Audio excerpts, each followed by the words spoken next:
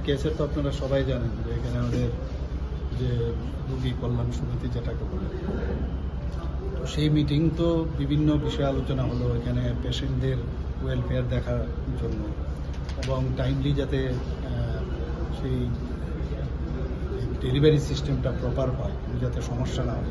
এক, 2 নম্বর হচ্ছে সমস্ত ফ্যাকাল্টি আমাদের সাথে কথা বললাম যে এটা একটা আমাদের ড্রিম প্রজেক্ট ত্রিপুরা সরকারের।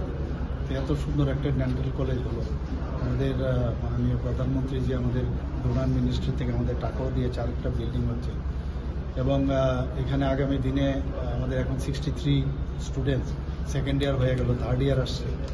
তো যাতে এখানে হোস্টেলগুলো আগে টাইমলি কবে নাগাদ শেষ হবে, সমস্ত ইঞ্জিনিয়ারও এসেছিল এখানে, তো প্রপারলি হচ্ছে কিনা, কবে শেষ হবে, সব এই বিষয়ে বিস্তর আলোচনা হয়েছে। আমি সেটাও বলেছি আগামী দিনে যাতে এমডিএস এবং যারা ইন্টার্ন থাকবে তাদেরও অ্যাকোমোডেশন যেন ওই মাথায় রেখে যেন বয়েজ এবং গার্লস হোস্টেলটা হয় এবং এমডিএস যারা পোস্ট গ্রাজুয়েশন হবে তাদেরও যাতে প্রপারলি তাদের অ্যাকোমোডেশন হয়। এটা গেল একটা দিক।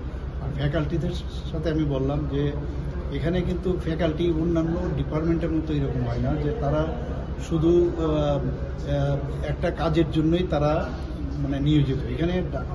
এখানে যেহেতু একটা ইনস্টিটিউশন, এখানে এক তো লেখাপড়াও ওনাদের করাতে হয়, ওনাদের স্টুডেন্টদের দেখতে হয়, আবার আরেক দিক দিয়ে ওনাদের ট্রিটমেন্টও করতে হয়।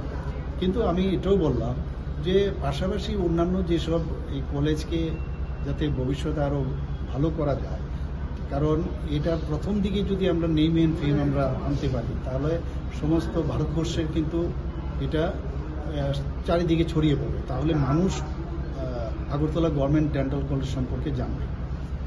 তো ওনাদেরকে আমি বললাম যে আপনারা একটু সিরিয়াস যদি হন এবং এটাকে মানে সিনসিয়ারলি কাজটা করবেন। যেমন কাউকে এই দুটো যেটা বললাম এর বাদেও অন্য কাজও দেওয়া হয়, যে লাইব্রেরি দেখা বা কোনো একটা স্টোর রুম দেখা বা প্রকিউরমেন্ট পেরিশেবল আইটেম কিছু আছে কিনা বাইরের থেকে যখন আসে মানে সেগুলো প্রপারলি সেটা সিনসিয়ারলি এবং সিরিয়াসলি যেন করা হয়। তো বিস্তর আলোচনা হয়েছে। পাশাপাশি এখানে আইজিএমেরও, যেহেতু এখানে আইজিএম হসপিটালে এখানে আছে, ওনাদের সাথে কথা হলো, ওনাদেরকেও আর কেসের বিষয়ে আলোচনা হয়েছে। তো ভবিষ্যতে ওনাদেরকে নিয়ে অনেক